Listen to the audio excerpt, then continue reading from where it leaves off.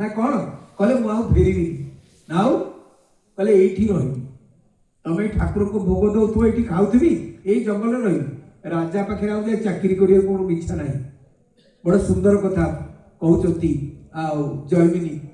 कहले विश्वावसु को विद्यापति कहते कहले दुखास्पद घर परिवार जाई रहिले की लाभ मोर करी राज सेवा जीवन काटिले ए जन्म हेब असार जय जगन्नाथ पतित पावन ओडिशा मोर ठाकुर कल्पवटवासी प्रभुर मरासी कणि कण सविस्तार सबर राजार मित्र होई सेवा करबी मधु सुदन ए देह बंधन आउ न मिलिब सार्थक हेब जीवन जय जगन्नाथ कालिय शांत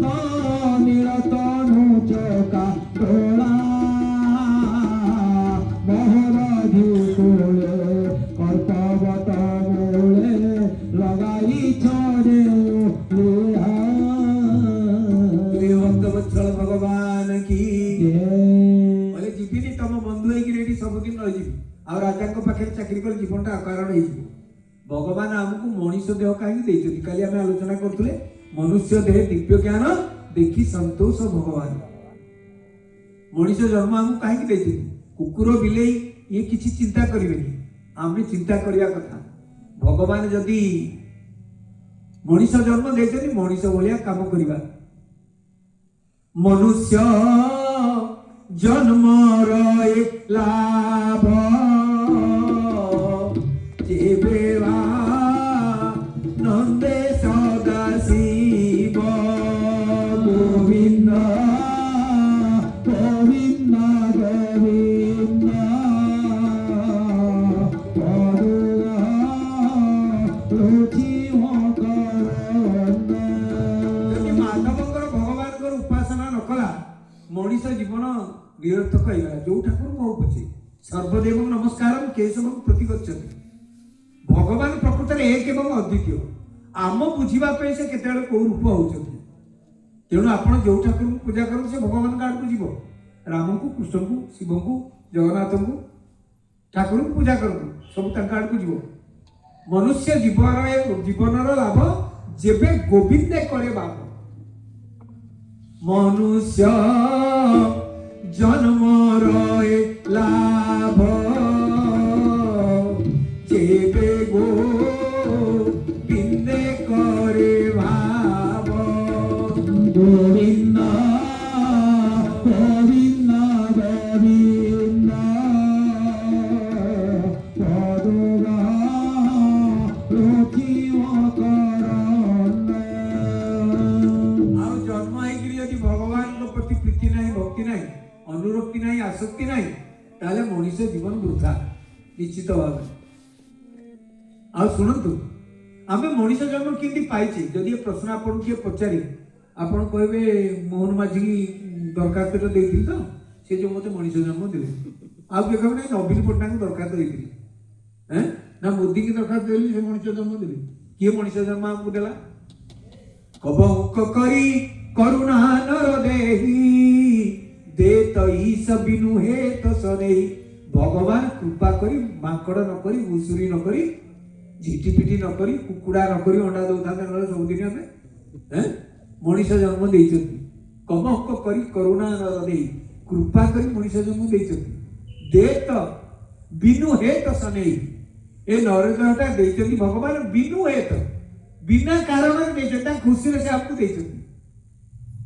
आम बुझा कथा এটা এই সে জন্ম দেলে কিছু লাভ পাইবে এ কথা নয় যে ওটা খুশিরে দেলে আমକୁ ଆଉ ଆମେ ଖୁସିରେ ଖୁସିରେ ଘୁଷୁରି ଭଳିଆ ଚଳିବା କ'ଣ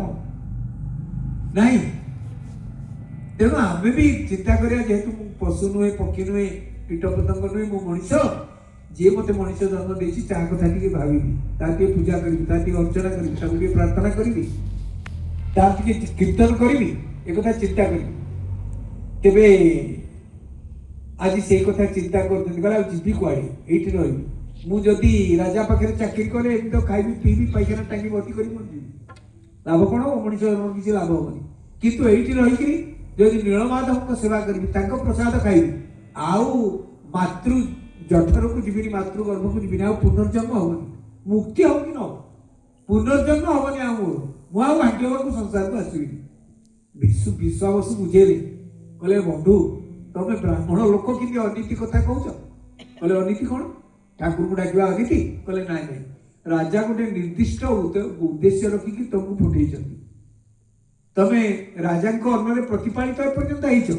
हो आज जदि ये रही तुमको स्वार्थपर किए अच्छी राजा खबर दिए आसो आसो देखला ये कौन सरी जाऊँ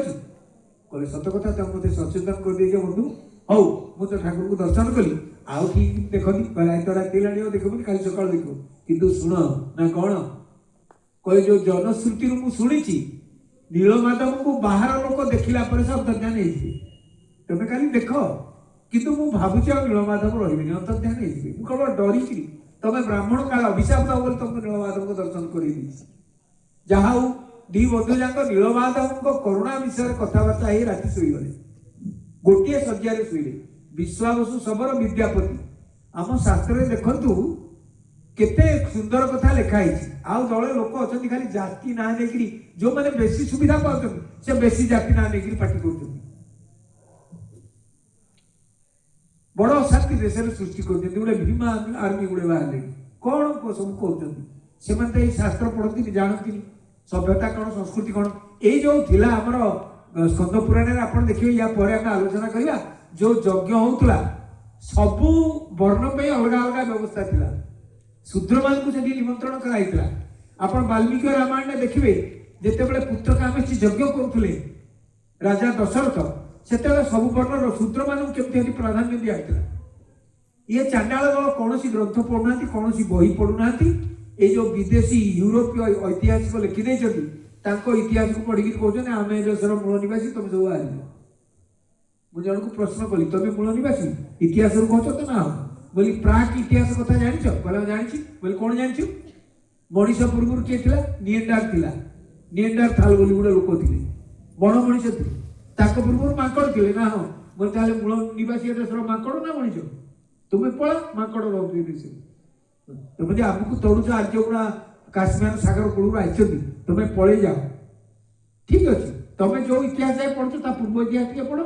षष्ठ श्रेणी अष्टम श्रेणी इतिहास बही पढ़ मनीष जन्म पूर्व विवर्तनवाद मनीष सृष्टि होती माकड़ मनीष सृष्टि है मनीष पूर्व माकड़ थे से देशर कूल निवासी ये रुहतु तुम चल आम तो जीव तुम भी चल सांग ये अद्भुत अद्भुत युक्ति कर कारण कौन ग्रंथ से पढ़ुना ये बही पढ़ुना कि शुणा से धैर्य ना ये लिखाई विश्वास शुणु जड़े भक्त से जो जातिर हो से पूज्य